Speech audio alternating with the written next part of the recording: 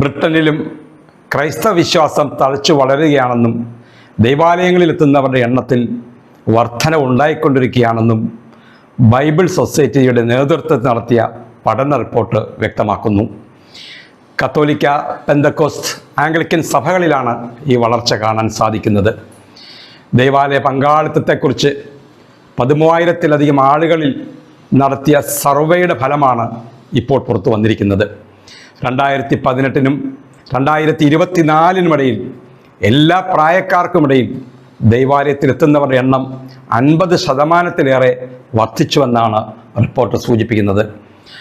1997 മുതൽ 2012 വരെ ജനിച്ച തലമുറയായ ജനറേഷൻ ഇസഡ് വിഭാഗത്തിൽ ദൈവാലയ പ്രാതിനിധ്യം ഇക്കാലയളവിൽ 4 ഇരട്ടിയായി വർദ്ധിച്ചു. 4% നിന്ന് 16% കണക്കുകൾ ചൂണ്ടിക്കാട്ടുന്നത്.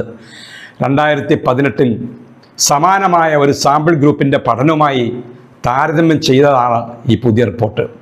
ദൈവാലയങ്ങളിൽ പോകുന്നവരിൽ ഭൂരിഭാഗവും പ്രായമായവരും സ്ത്രീകളുമാണെന്നും എന്നാൽ എല്ലാ വംശങ്ങളിലും നിന്നുള്ള ധാരാളം ചെറുപ്പക്കാരും ഇപ്പോൾ ദേവാലയങ്ങളിൽ പോകുന്നുണ്ടെന്നും ബൈബിൾ സൊസൈറ്റിയിലെ ഗവേഷണ ഡയറക്ടർ ഡോക്ടർ റിയാനൻ മക് അലിർ പറഞ്ഞു.